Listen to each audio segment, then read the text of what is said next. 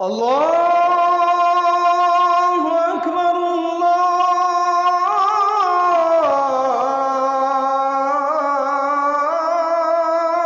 আকবার। ফা'লাম আন্নাহু লা ইলাহা ইল্লাহু, এই কথার ইলম অর্জন করো যে আল্লাহ ছাড়া আর কোনো ইলাহ নাই। তার মানে কালেমায়ে তাওহীদের জন্য, ঈমানের জন্য ইলম জরুরি, ইবাদতের জন্য ইলম জরুরি। আমি কি বিষয়ের ঈমান অর্জন করব আর আমার ঈমান কি বিষয়ে ক্ষতিগ্রস্ত হবে, এটার জন্য আমার ইলম লাগবে। আবার আমি কি আমল করব, কি আমল ছাড়ব, এটার জন্য আমার কি লাগবে? ইলম লাগবে, ইলম লাগবে। এজন্য আমার শায়েখ আল্লামা মুফতি মুশতাকুন নবী কাসিমি হুজুর বলে যে চারটা জিনিস খুব জরুরি। এক নাম্বার হলো ইলম, দুই নাম্বার হলো ঈমান, চার নাম্বার হলো আমল, পাঁচ নাম্বার হলো তাকওয়া। এক নাম্বার হলো ঈমান, লা ইলাহা ইল্লাল্লাহ মুহাম্মাদুর রাসূলুল্লাহ। এটা পূর্ণ বুঝে নেওয়া, শিখে নেওয়া, জেনে নেওয়া। এই শুধু লাইন এটা পড়তে পারার নাম যথেষ্ট না। তো প্রথম হলো ইলম, মানে আমার কি বিষয়ের উপরে ঈমান আনতে হবে, আমাকে কি কি আমল করতে হবে, এটা পূর্ণ জানা। এরপরে হলো ঈমান, এরপরে হলো আমল, আমার উপরে আল্লাহর হুকুম কি কি, নিষেধ কি কি। আর এরপরে হলো তাকওয়া, নিজেকে শতভাগ গুনাহ থেকে বাঁচিয়ে রাখা। তো হুজুর খুব সুন্দর উদাহরণ দেয়। একটা গাড়ির মৌলিক এই চারটা জিনিস। এক নাম্বার হলো হেডলাইট, দুই নাম্বার হলো ইঞ্জিন, তিন নাম্বার হলো বডি, চার নাম্বার হলো ব্রেক। তো হুজুর বলে যে ইলম হলো লাইটের মতো, ঈমান হলো ইঞ্জিনের মতো, আমল হলো বডির মতো, গাড়ির বডি, আর তাকওয়া গুনাহ থেকে বেঁচে থাকা, এটা হলো ব্রেক। তো যখন লাইট, ইঞ্জিন, বডি, ব্রেক ঠিক থাকবে, এবার ড্রাইভার যদি মজবুত হয় তো এই গাড়ি গন্তব্যে পৌঁছবে। তো ঠিক ইলম, ঈমান, আমল, তাকওয়া, এই চার জিনিস যে ঠিক রাখবে তার জিন্দেগির গাড়ি জান্নাতে চলে যাবে। এজন্য ইসলামের এই জ্ঞান, কোরআন সুন্নাহর ইলম, আপনারা এটাকে মামুলি মনে করেন না যে কিছু হুজুর পড়ে, ওনারা অল্প কিছু হুজুর কিছু পড়ে সরে মনো কোরআন কিতাব, এটুকুই যথেষ্ট না ভাইয়া। বৈষয়িক শিক্ষা কারো যদি নাও থাকে এটা দোষণীয় না, অথবা এর দ্বারা কিছু আটকায়ও না, কিন্তু কোরআন সুন্নাহর ইলম ছাড়া আপনার মৃত্যু পরবর্তী পুরাটা জিন্দেগি আটকায় যাবে।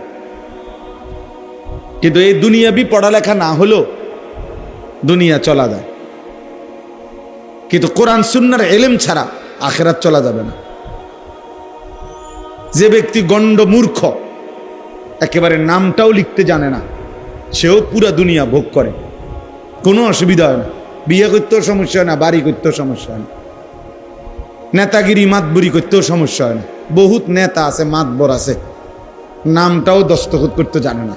হেইতের বুদ্ধির সামনে বহুত বড় বড় শিক্ষিত ফেল, তার এক কথা তুড়ির লগে উড়ে যায়। অনেক আছে, আমিও তো দেখছি। অথচ হেবাটা কি টিপসই দেয়, মানে নামটাও লিখতে পারে না, টিপসইও দিতে পারে না, আঙ্গুল দইরা দেওয়ান লাগে।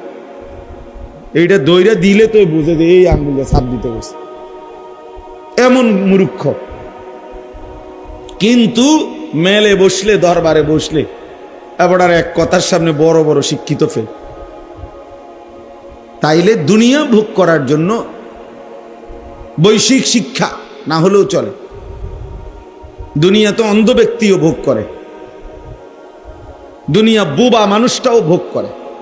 যে বোবা, কথা বলতে জানে না, সেও দুনিয়া কামাই করতে পারে, সেও বিয়ে করে, বাচ্চা কাচ্চা হয়, সেও খাইতে পারে, ঘুমাইতে পারে। তাহলে দুনিয়া ভোগ করা একদম সহজ বিষয়। একটা মামুলি বিষয়। আপনি এত বুদ্ধি খাটাইয়া, এত পড়ালেখা করে, এত কিছু কইরা আপনি যেই ভাত মাছ খান, যেই চাল ডাল খান, মূর্খ মানুষ এড়িয়ে খায়। তাইলে আর আহামরি কি অর্জন হলো? অতিরিক্ত কি? অতিরিক্ত কি? এই জন্য এটা মনে রাখতে হবে, দুনিয়া এমনিই ভোগ করা যায়। আল্লাহ তাআলা কোরআনুল কারীমের মধ্যে বলছেন, আমি আল্লাহ তাআলা আমার এই জমিনে যতটা প্রাণী সৃষ্টি করেছি প্রত্যেকের রিজিকের জিম্মাদারি আমি আল্লাহ তাআলা আমি নিজেই আমার কাঁধে তুলে নিলাম। ওয়ামা মিন দাব্বাতিন ফিল আরদি ইল্লা আলাল্লাহি রিজকুহা। আল্লাহ তাআলা বলেন, এই জমিনের মধ্যে বিচরণশীল প্রত্যেকটি প্রাণের রিজিকের জিম্মাদারি আমি আমার হাতে নিলাম। লা নাসআলুকা রিজকা।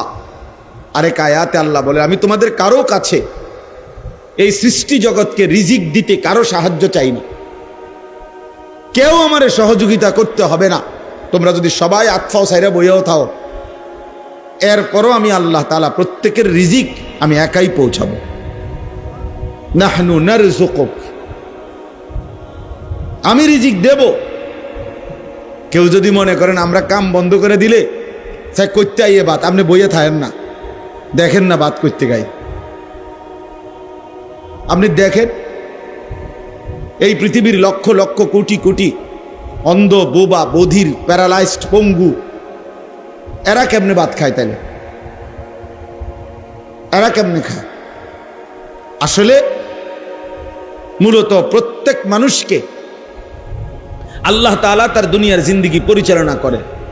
এজন্য আপনি যদি বলেন যে আমি বসে থাকবো, চাই কোত্থেকে বাত হয় না, আপনি বসে থাকতে পারতেন না। তো আপনি তো আপনার নিয়ন্ত্রণে না, আপনি তো আল্লাহ তাআলার নিয়ন্ত্রণে।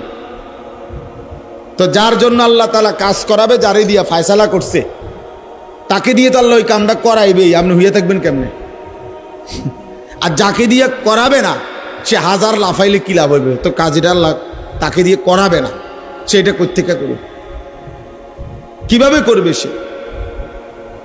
তাহলে এই সৃষ্টি জগতের প্রতিটা নড়াচড়া এটাও তো আল্লাহ তাআলার নিয়ন্ত্রণ, আল্লাহ তাআলার সিদ্ধান্তে।